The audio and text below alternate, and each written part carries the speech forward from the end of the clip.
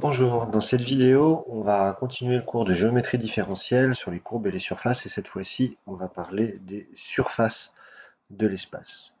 Donc, qu'est-ce que c'est qu'une surface? On pourrait définir de manière intuitive une surface comme un objet en deux dimensions dans l'espace qui est en trois dimensions. Et ça peut représenter différentes choses. Il y a trois points de vue qui sont possibles pour une surface. Ça peut être le graphe d'une application, du coup. Alors, pas d'une application à une variable, mais une application à deux variables. Donc, on a besoin de deux ensembles, ici deux intervalles, par exemple, I et J. Et donc, une surface sera l'ensemble des points de coordonnées X, Y, où la côte Z est définie comme G de XY. Voilà. Donc, ça, c'est une manière possible de définir le graphe d'une application. Néanmoins, c'est pas la manière la plus générale de le faire. Il y a d'autres façons qui peuvent donner des graphes un petit peu plus complets, d'autres types de graphes qui ne sont pas tous des graphes d'application. Notamment la notion de surface paramétrée, donc qui est, on va dire, la continuité logique des courbes paramétrées dans le plan. Les surfaces paramétrées, cette fois-ci, vous allez avoir besoin de trois fonctions. Une qui va être F1, l'autre F2, la troisième F3, la première qui va jouer le rôle des abscisses, la deuxième des ordonnées, la troisième des côtes Z. Et ces trois fonctions vont dépendre de deux paramètres U et V, donc où U et V sont deux réels décrivant donc un intervalle I croix J. Et cette fois-ci, donc, on va avoir l'ensemble des points de coordonnées F1, F2, F3 en U et V, où U et V décrivent donc I et J. Il faudra que vous corrigiez votre cours parce qu'il y a quelques petites coquilles au niveau du cours. D'ailleurs, j'en ai laissé une pour la troisième partie. Pour la troisième partie, ici, bien entendu, c'est un Z. Puisque la troisième manière de voir donc une surface de l'espace, ça peut être que c'est une courbe, plutôt une surface ici, qui va être définie implicitement. Donc toujours de manière implicite, et cette fois-ci, on va avoir l'ensemble des points de coordonnées x, y, z, tels que f de x, y, z est égal à 0. Voilà trois manières de voir. On va de la plus restrictive à la moins restrictive au final. Donc ici, ce qu'on va voir, ce qu'on va poser comme définition, c'est qu'une surface de l'espace est souvent représentée par une équation cartésienne, donc donnée ou définie par une équation cartésienne. Et l'équation cartésienne, donc, c'est l'ensemble des points x, y, z tels que f de x, y, z est égal à 0. Où on va imposer que notre surface soit donc paramétrée, entre guillemets, soit définie par une fonction f de classe C1, ici, pour avoir une surface assez régulière. Comme elle est définie de façon implicite, il faut a priori résoudre une équation pour tracer, c'est-à-dire que, comme on fait un logiciel pour le tracer, tout simplement, il prend un maillage en XY de la zone à représenter. Ensuite, il prend pour chaque maille, chaque point du maillage, la valeur de X et de Y correspondant, et il résout une petite équation pour trouver là ou les valeurs de Z correspondantes, et donc placer un point dans l'espace. Et ensuite, il fait ça pour chaque point du maillage XY, ce qui lui fait donc un ensemble de points qu'il relie de manière relativement continue par des morceaux de fonctions affines. Voilà. Si le maillage est assez petit, on a l'impression de voir une surface lisse, alors qu'en fait c'est juste un maillage formé de morceaux de segments. Donc des segments, et donc on n'a pas forcément quelque chose de continu visuellement, sauf si on a un maillage assez petit. Voilà. Alors on va faire un premier exemple pour imaginer ce que c'est qu'une surface. L'exemple le plus simple, c'est passer à la sphère unité. Donc on avait fait le cercle unité pour les courbes, on va passer à la sphère unité. On va essayer de donner une équation cartésienne et paramétrique de la sphère unité. Et on va se demander si c'est le graphe d'une application de R2. Alors, on va d'abord mettre un petit schéma pour rappeler ce que c'est que la sphère unité, et on va aussi rappeler par quel type de coordonnées on peut les représenter. Voilà, un petit schéma propre, sympathique, qui va nous rappeler les coordonnées polaires que vous utilisez pas mal en SI et en physique. Donc un point de la sphère ici, M, dont les coordonnées peuvent être x, y, z en cartésienne, peut être représenté aussi par ses coordonnées polaires. Donc les coordonnées polaires, c'est r, phi, θ. Donc l'idée, ça va être déjà de définir l'équation cartésienne de la sphère. Alors pour l'équation cartésienne de la sphère, ça va être assez simple. C'est exactement la même équation que pour le cercle unité, sauf qu'on va rajouter la troisième coordonnée. Donc l'équation cartésienne d'une sphère, c'est la norme du vecteur x, y, z est égale au rayon, donc égale à 1, et la norme, c'est la norme euclidienne, donc c'est x au carré plus y au carré plus z au carré est égal à 1. Un petit peu plus délicat, l'équation paramétrique. Pour l'équation paramétrique, l'idée c'est de définir x, y et z en fonction de deux choses. Ici, on va avoir besoin de quoi? On va avoir besoin de deux angles pour paramétrer notre point qui se déplace sur la sphère. Et les angles, on va prendre les angles, par exemple, c'est peut changer, hein, mais des coordonnées polaires. Donc phi, θ. R, petit r, dans les coordonnées polaires, va être égal à 1 puisqu'on se déplace sur le cercle, sur la sphère unité. Donc, il va falloir se rappeler quelle va être la paramétrisation en sphérique de notre point. Et on va commencer par la côte, c'est assez facile. Au niveau de la côte Z, on va avoir ici notre côte, qui va être tout simplement la projection du vecteur OM sur l'axe OZ.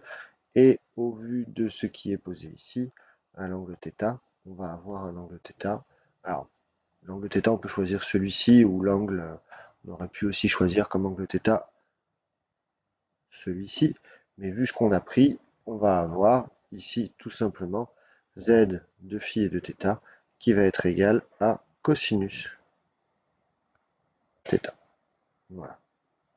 Puis ensuite, pour retrouver ici les coordonnées en x et en y, on va d'abord calculer le projeté donc de P, on va regarder le projeté de P de M sur le plan horizontal qui va s'appeler P, et on va regarder les coordonnées de OP, plutôt les coordonnées de P. Les coordonnées de P, si on regarde, ça va être tout simplement le vecteur OP, il va avoir comme norme sinus de θ ici. Et puis ce vecteur OP, je vais regarder sa décomposition sur l'axe des x et l'axe des y. Sur l'axe des x, il va falloir que je projette sur l'axe des x, donc ça va faire intervenir un cosinus phi, et l'axe, en projetant sur l'axe des y, ça va me faire intervenir un sinus phi. Donc au final, je vais avoir pour la coordonnée en x, je vais avoir cosinus phi ici. Alors on va prendre le même phi, pas forcément que le graphique, mais que la notation que j'ai choisie, fois donc sinus θ. Puis pour les y, on va avoir du sinus phi fois toujours sinus θ. Et vous pouvez remarquer que clairement, pour tout couple phi θ étant 2 réels, on va avoir que x au carré plus y au carré plus z au carré, vous allez bien retomber sur 1 à la fin. Quand vous allez élever au carré, ici, on va avoir des carrés qui vont apparaître là, partout. Puis, quand vous allez faire la somme des carrés, il va juste vous rester, au final, sinus carré θ. Et quand vous allez ajouter les deux, cosinus carré plus sinus carré, vous allez bien tomber sur 1. Voilà. Par contre, la dernière question, est-ce le graphe d'une application? Non, ce n'est pas le graphe d'une application de R2, toujours pour la même raison que pour les courbes du plan. Si jamais je me fixe une valeur de x, y donné, par exemple x, y à l'origine, je ne devrais avoir qu'une seule valeur de côte correspondante, donc qu'une seule image. Or ici, j'en ai deux.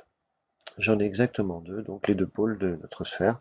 Donc ce n'est pas le graphe d'une application de R2. Alors on continue avec la notion de paramétrage au voisinage d'un point régulier. Donc ici, on va tout simplement poursuivre notre histoire de paramétrage au voisinage d'un point régulier que l'on avait commencé pour les courbes du plan, et on va les prolonger aux surfaces. Donc de manière totalement identique, je redéfinis toujours ma fonction f de u de R de classe C1. Attention, U cette fois-ci c'est un ouvert de R3. Et donc ici on va définir la surface d'équation f de x, y, z est égal à 0, où f est de classe C1. Donc qu'est-ce qu'on appelle un point régulier? Un point régulier, c'est un point tel que le gradient de f aux trois coordonnées x0, y0, z0 ne soit pas nul. Donc bien entendu, un point qui n'est pas régulier est appelé point critique. Et donc, on va énoncer le théorème qui est l'analogue dans l'espace de ce que l'on a vu dans le plan. C'est-à-dire que si jamais j'ai ainsi un point régulier, si jamais j'ai une surface qui est définie par mon application f, bien entendu f est de classe C1, je regarde toujours des surfaces définies par des fonctions de classe C1. Ça, c'est ce que je m'impose comme condition au niveau des surfaces, sinon on peut avoir des choses un petit peu particulières. Donc dans ce cas-là, je sais qu'au voisinage donc, de mon point x0, y0 et z0, S va posséder une paramétrisation locale. Donc une paramétrisation locale, c'est-à-dire que x va pouvoir s'écrire comme f1 de u et de v, y va pouvoir s'écrire comme f2 du même u et du même v, et z va pouvoir s'écrire comme f3 du même u et du même v, où f1, f2, f3, ce sont des fonctions toujours de classe C1. Donc du coup, on peut parler de surface C1 ici. Et ça, c'est vrai uniquement au voisinage du point x0, y0, z0. Voilà. Tant que ce point est régulier. On peut le faire en tout point. Et dans ce cas-là, le plan tangent, vous corrigerez bien entendu cette jolie erreur sur le mot plan. Le plan tangent à la surface en M0, et bien du coup, son vecteur normal, il sera donc du coup le gradient. Et le plan tangent aura pour équation, alors l'équation est ici, et comment est-ce que je la trouve? Eh bien tout simplement, je vais me rendre compte ici que l'équation du plan tangent, c'est tout simplement l'expression de la nullité d'un certain produit scalaire. Donc le produit scalaire entre le gradient, qui va être donc un vecteur normal à la surface, et le vecteur x moins x0, y moins y0, z moins z0. Donc, voilà l'idée voilà le théorème. Concernant la démonstration, le premier point ici, il est admis exactement comme l'était ce point-là au niveau des courbes du plan. Tandis que le deuxième point, la démonstration du deuxième point se fait de façon analogue à celle du point sur les courbes, lorsqu'on avait parlé de droite tangente, de tangente donc, et l'idée donc c'est toujours d'utiliser la règle de la chaîne. Donc la démonstration se fait exactement de manière analogue, toujours en utilisant la règle de la chaîne, mais en ajoutant cette fois-ci une troisième coordonnée, puisque l'expression de f a changé au final et maintenant a 3 coordonnées. Voilà. Et bien entendu, ici, on ne parle plus pour les courbes de droite tangente à une surface.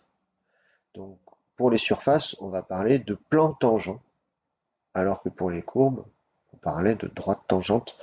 Donc, ce n'est pas des objets de même dimension. Voilà. On continue un petit peu pour voir ce que l'on peut faire encore sur ces surfaces. Et ben, quand on a des surfaces, on peut toujours tracer sur ces surfaces des courbes. Et l'idée va être par la suite de caractériser ces courbes tracées sur ces surfaces. Donc, ici, on va d'abord définir ce que c'est ce qu'on se pose comme condition pour qu'une courbe soit tracée sur une surface. Donc déjà, il faut se donner une surface, toujours la même équation. Et puis, on va appeler courbe tracée sur une surface tout arc paramétré. Alors, un arc paramétré, donc ça va être la donnée de x de t, y de t, z de t. Donc, donner l'abscisse l'ordonnée de la côte en fonction d'un paramètre t qui variera sur un certain intervalle i. C'est pour ça qu'on part d'arc paramétré défini par i et gamma. Gamma, c'est la donnée donc de x, y, z. Donc ici, on va essayer de définir x, y, z en fonction de t. Et l'idée, bien entendu, c'est que ce couple x, ce triplet x, y, z, t va toujours satisfaire l'équation de S, c'est-à-dire que le triplet appartienne à S. Autrement dit, si je calcule f de x de t, de y de t et de z de t, je dois trouver que c'est t égal à 0, ceci pour tout t appartenant à i. Et à cette condition-là, on aura que notre courbe sera bien tracée sur la surface. Voilà. Alors, on peut se donner un petit exemple. Ici, on va prendre une fonction g qui va de v dans R, où v est un ouvert de R2. D'accord? Donc ici, ça va être donc un ouvert de R2, V. Et on va regarder la surface représentative de G. Et cette surface représentative de G, eh ben, on peut ici la définir par l'équation Z est égale à G de XY. Mais clairement, ce qui se passe, c'est que ça, j'ai l'impression que ça peut ne pas rentrer dans le cadre des surfaces. Et en fait, si, parce que si jamais, au lieu de poser Z égale G de XY, je pose F de XY, Z qui est égal à G de XY moins Z, et bien dans ce cas-là, je vois bien que ma surface ici définie par G, elle peut être redéfinie par la donnée de f avec 3 coordonnées. Et donc ici, ma fonction f, elle est de classe C1 puisque j'ai l'ai par somme de fonctions de classe C1. Ici, f sera de classe C1. Et donc, j'aurai bien quelque chose qui est une surface.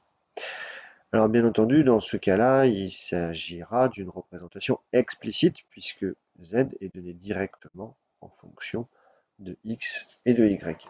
Donc on a bien quelque chose d'explicite, on a bien quelque chose qui correspond au graphe d'une application ici à deux variables. Voilà, ce n'est pas le cas de toutes les surfaces. Alors pour vous montrer par contre un exemple de courbe tracée sur les surfaces, voici donc un graphique où vous voyez que vous avez une surface qui est définie par l'équation implicite cartésienne ci-dessous. Donc il s'agit en fait d'une quadrique, c'était des familles de courbes qui étaient avant au programme de mathématiques en classe préparatoire. Plus précisément, il s'agit d'un hyperboloïde de révolution. Tous ces mots-là étaient à connaître dans le temps. Et donc, vous avez donc cette surface ici. Et vous voyez que sur cette surface, on a tracé en bleu une courbe. Et la courbe paramétrée, elle est définie ici. Voilà.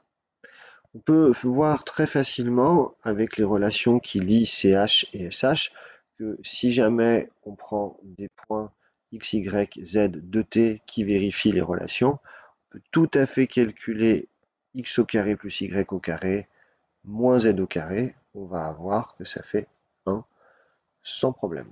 Voilà. Donc on va bien voir que ces points-là appartiennent à la surface. Attention, ils ne décrivent pas l'ensemble de la surface, ces points-là. ils décrivent juste une partie de la surface. En fait, ils décrivent une courbe, puisqu'il n'y a qu'un seul paramètre ici t. On a, on va dire, un objet de dimension 1 au niveau graphique, qui va être la courbe bleue tracée sur la surface. Je vais vous montrer ce que ça donne à l'aide de Python. Voilà, j'ai tracé ma surface ici, et vous voyez que j'ai tracé la courbe proposée, puis une autre en rouge. J'ai changé un petit peu les paramètres. Donc j'ai pris une autre courbe paramétrée de l'espace, et vous voyez que quand on fait tourner notre objet, nos courbes restent sur la surface. Donc l'idée, ça va être de caractériser par des propriétés ce que l'on peut dire de ces courbes, quelles propriétés elles ont, si jamais elles sont tracées sur des surfaces choisies et paramétrées par des fonctions grand F, petit f, à 3 variables, de classe C1. Donc voilà l'idée ici qui sera à retenir pour la suite de ce que l'on a envie de faire. Alors, notamment pour les courbes tracées sur une surface, la propriété qui est intéressante, c'est la notion de la tangente à cette courbe tracée par rapport au plan tangent à la surface. Je m'explique.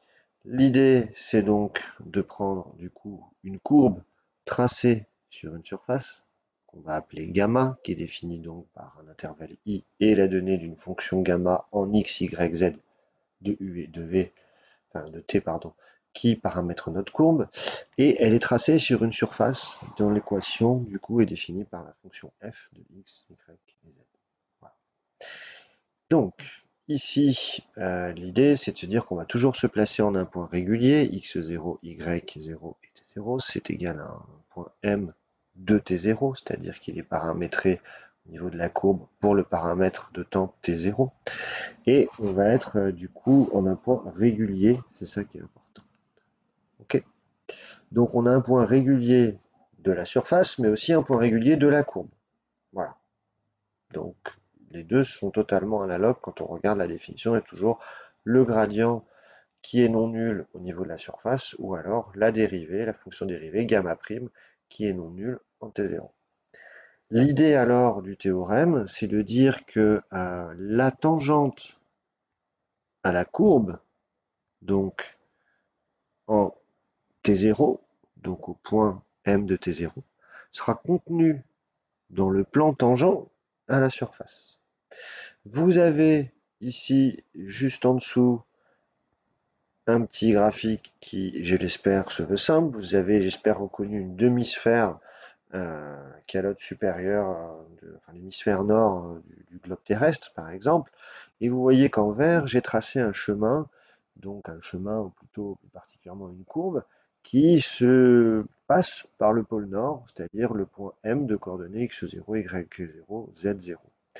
Et en ce point-là, avec le déplacement, ben, je peux tracer en ce point x0, y0, z0, en ce pôle nord, le vecteur tangent, qui va être tangent au déplacement, qui va être donc le vecteur t0. Ça va être un vecteur qui va diriger donc la droite tangente. Mais si je regarde plutôt la surface, c'est-à-dire la partie en bleu, je peux aussi regarder son plan tangent au pôle nord. Et le plan tangent au pôle nord, il va être horizontal. Et la propriété vous dit juste, en fait, que la tangente dirigée par T0 va être inclus, contenu dans le plan tangent.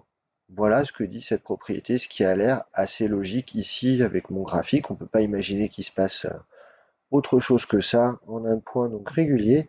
Et ça va marcher donc en tout point, pour toute surface et pour toute courbe tracée sur cette surface ici. Voilà. Alors la démonstration, elle est assez courte. Il suffit juste de considérer la fonction ici g qui a t associe f de x de t, y de t, z de t. Ici, comme f, x, y, z sont de classe C1, et ben, dans ce cas-là, on va avoir que cette fonction-là, je vais pouvoir la dériver à l'aide de la règle de la chaîne, mais c'est la fonction nulle. Donc si c'est la fonction nulle, quand je la dérive, je vais garder ici 0. Mais quand je vais dériver, à l'aide de la règle de la chaîne, je vais faire apparaître donc cette quantité. Cette quantité ici s'interprète donc à nouveau comme un produit scalaire. C'est donc le produit scalaire de gamma prime de t avec donc le gradient de f en gamma de t. Donc, conclusion, le gradient de f en gamma de t, il est donc orthogonal à gamma prime de t, qui est donc la normale à la surface, pardon, qui est donc gamma prime de t, qui est donc un vecteur directeur de la tangente, donc gamma prime, donc le gradient de f en gamma de t, ça va donc être un vecteur qui va être normal au plan tangent. Donc, on va bien avoir ce que l'on veut ici. Voilà pour ma courbe tracée sur une surface. On va faire un petit exemple justement pour appliquer cette formule du plan tangent.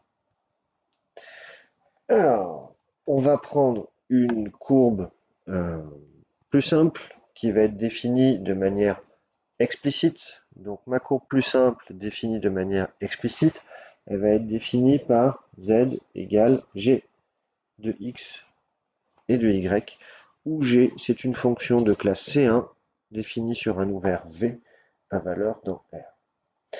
Donc l'idée ici, ça va être de montrer que tout point est régulier, que tout point de G, tout point pardon, de ma surface S est régulier, et d'établir l'équation du plan normal, donc ici en x0, y0, z0.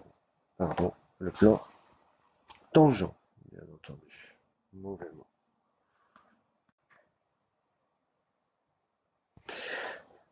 Alors, l'idée c'est de se ramener du coup à la définition classique d'une surface.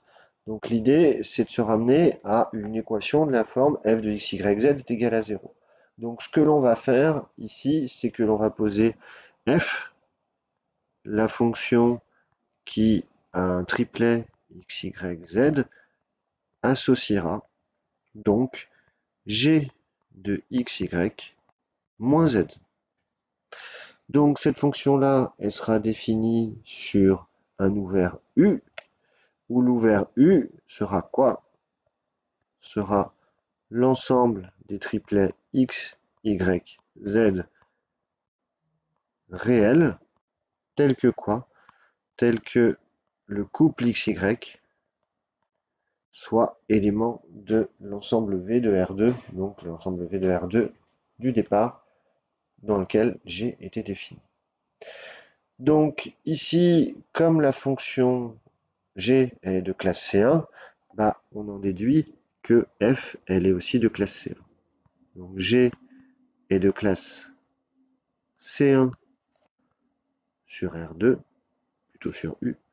Donc la fonction F elle est aussi de classe C1 sur U. Et la fonction G était de classe C1 non pas sur U, mais sur V bien sûr. Pourquoi? Parce que quand je calcule les dérivées partielles de f par rapport aux variables x et y, bah, clairement comme g est de classe C1, on va avoir aussi des dérivées partielles qui existent et qui sont continues. Et quand je vais dériver par rapport à la variable z, clairement, bah, je vais avoir juste une partie affine en z, donc de classe C1 et même plus. Donc comme la fonction f elle est de classe C1, je vais pouvoir calculer le gradient. Je vais pouvoir calculer le gradient de f en x0, y0, z0. Je vais me forcer ici à faire apparaître des x0, y0, z0 puisque je le calcule en un point fini. Et donc, je vais pouvoir dire que c'est des ronds f sur des ronds x, mais des ronds f sur des ronds x, ça va être juste des ronds g sur des ronds x. En x0, y0. Pourquoi? Puisque quand je dérive z par rapport à x, ça va me faire 0. De la même manière, quand je dérive par rapport à y, ça va me faire des ronds g sur des ronds y en x0, y0. Puis, quand je dérive par rapport à z, bah, la dérivée de g par rapport à z, ça fait 0. Et la dérivée de z par rapport à z, moins 1. Donc, pourquoi est-ce que tout point serait régulier? Eh bien, tout simplement parce que le gradient ne pourra jamais s'annuler. Pourquoi ne pourra-t-il jamais s'annuler? Parce que sa troisième coordonnée vaut toujours -1, donc ne peut jamais être nul. Donc clairement, je suis sûr que tout point est régulier. Voilà. Le point M de coordonnées x0, y0, z0, il est régulier. C'est-à-dire que quand je définis une surface de façon explicite, z en fonction de x et de y, je vais toujours avoir un paramétrage, enfin une courbe, où tout point est régulier, donc une courbe régulière. Ensuite, si jamais je veux l'équation du plan tangent, bah, je vais tout simplement utiliser ma formule que je viens de démontrer. Et donc, je vais avoir quoi? Je vais avoir que des ronds de G sur des ronds X en X0, Y0, multiplié par X moins X0, plus des ronds de G sur des ronds Y en X0, Y0, facteur de Y moins Y0, plus des ronds de G sur des ronds Y à -1, facteur de Z moins Z0 est égal à 0. Conclusion, j'aurai un plan ici dont l'équation, je pourrais l'écrire sous la forme Z égale, en isolant Z, donc Z égale Z0 plus des ronds de G sur des ronds X en X0, Y0 fois X moins X0 plus la même chose par rapport à Y. Voilà. Donc j'aurai un plan, et ce plan pourra toujours s'écrire, pourra toujours ce plan exprimer Z en fonction de X et de Y, exactement comme dans l'expression de ma surface, où on a quelque chose d'explicite, on a bien Z en fonction de X et de Y, idem pour notre plan tangent. Enfin, pour conclure avec ces courbes donc tracées sur des surfaces, on va s'intéresser un petit peu aux courbes coordonnées, qui va être la généralisation des lignes de niveau. Donc on va cette fois-ci se fixer une fonction g, donc qui va aller de R2 dans R, ou V c'est un ouvert de R2 plutôt, de V dans R. Et ici, on va considérer donc la surface d'équation z égale g de x, y. Alors, je peux tout à fait fixer l'une des deux coordonnées. On peut fixer x ou y. Donc, et du coup, ça reviendrait à prendre ma surface, à fixer x ou à fixer y. Donc, ça reviendrait à intersecter la surface S avec un certain plan parallèle aux axes, soit aux axes de coordonnées x au z, si j'intersecte donc à x fixé, soit soit y au z à x fixé, soit x au z à y fixé. Par exemple, si je fixais y à y0, ça me donnerait un sous-ensemble. Regardez ce sous-ensemble-là. Je fixe tous les y à y0. Du coup, au lieu d'avoir une surface, maintenant que j'ai fixé mon x, mon y à y0, donc j'ai intersecté avec le plan x au z, ce n'est plus du tout maintenant cet ensemble de points une surface, c'est une courbe. Donc c'est une courbe qui, bien entendu, est tracée sur la surface, vu qu'il s'agit de l'intersection de la surface avec un plan. Donc cette courbe-là, je peux la paramétrer. Je peux la paramétrer avec cette forme-là. C'est une courbe régulière, celle-là. Elle est nécessairement régulière. Ici, c'est pas très difficile à montrer si jamais je calcule son gradient.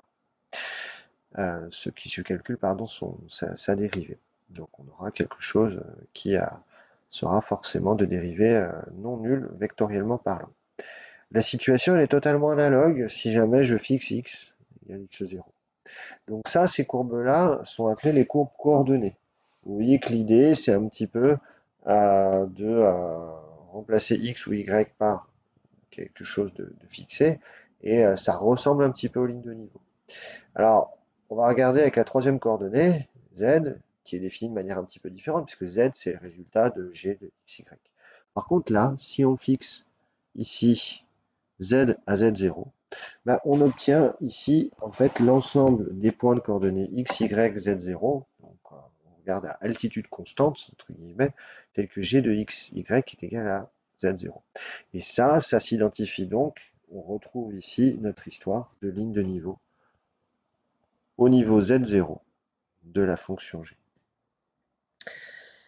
Du coup, là, on va avoir quelque chose d'un petit peu plus particulier. En tout cas, si le gradient de g en xy n'est pas nul, dans ce cas-là, quel que soit xy dans v, bah, l'ensemble considéré, donc cette courbe considérée, cette courbe ligne de niveau en z0 sera une courbe régulière. Et donc, bah, le théorème ami au paragraphe précédent, il permettra de la paramétriser localement par des fonctions de cette forme-là. Donc, on pourra tout à fait imaginer la tracer à l'aide de fonctions de ce type-là. Je vous rappelle que le théorème ne fournit pas ces fonctions x de t, y de t, mais on sait qu'elles existent localement au voisinage de chaque point régulier. Donc, à nouveau, on obtient une courbe tracée sur la surface. En revanche, attention, contrairement aux courbes coordonnées, qui sont toujours régulières, cet ensemble-là, si jamais je fixe z à z0, n'est plus nécessairement régulier. Ça pourrait même ne pas être une courbe. C'est possible tout à fait, par exemple, si g prend la valeur de z0 sur une partie de surface non nulle, donc comme un disque, une couronne. Pourtant, S c'est toujours une surface et tous les points de S sont réguliers. Pourquoi est-ce qu'ils sont réguliers? Tout simplement parce que c'est une surface définie de manière explicite et on a montré que tous les points d'une surface définie de manière explicite étaient réguliers. Donc il y a bien un plan tangent en chacun des points, mais pour autant la courbe tracée sur notre surface, elle, ne sera plus nécessairement, donc réellement, une courbe régulière. Donc une courbe. Regardez ce qui se passe sur le graphique, dernier graphique ci-dessous. Alors, j'ai pris quelque chose de simple. J'ai pris une fonction g qui valait x au carré moins y au carré. C'est l'exemple sur lequel j'avais travaillé au début du cours. Donc ici, c'est bien une fonction g de classe C1. Pourquoi de classe C1? Parce que c'est une fonction polynomiale à deux variables sur R au carré.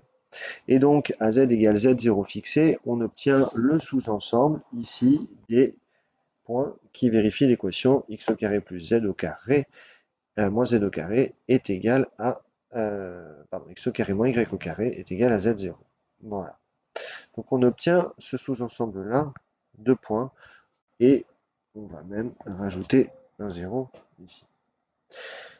Si je regarde à z égale z0, z0 égale à 0, et ben en fait on va voir qu'à cette altitude-là, et ben c'est la réunion de deux droites séquentes. Sinon, si jamais z0 est différent de 0, en fait c'est une hyperbole. Où est-ce que ça se voit?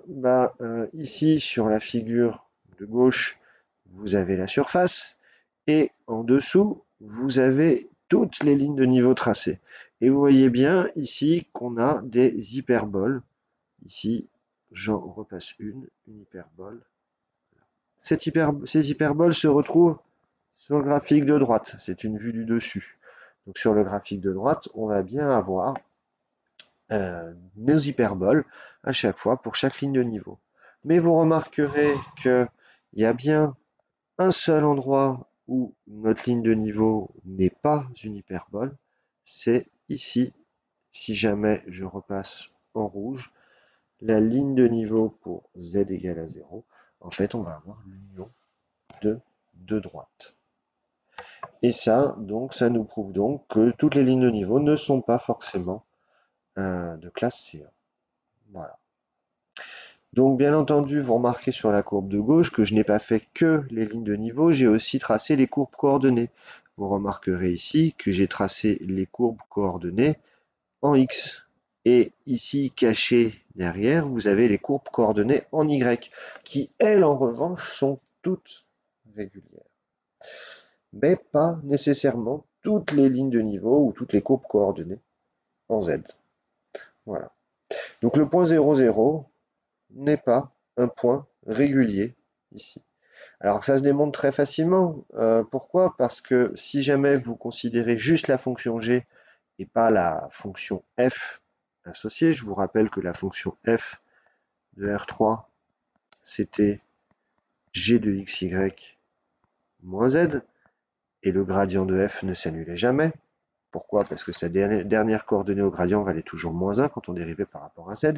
Par contre, la fonction g, elle, qui paramètre notre courbe de niveau, ici, bah, ça va être son gradient, cette fois-ci, par contre, il va être égal à 2x moins 2y. Et donc, en 0, 0, qui est possible, puisque le point de coordonnées 0, 0, 0 appartient donc à ma ligne de niveau pour z0 égale à 0. Donc, pour ce point-là, de coordonnées 0, 0 en x et donc du coup 0 en y, et bien dans ce cas-là, on a un gradient qui va s'annuler en 0, 0. Et donc, c'est un point de la ligne de niveau 0 de G. Et en ce point-là, qui n'est pas régulier pour G, on va donc avoir une ligne de niveau qui ne va pas nécessairement être une courbe régulière. Voilà qui clôt donc le chapitre de calcul différentiel et qui clôt aussi le programme de maths de PSI de l'année.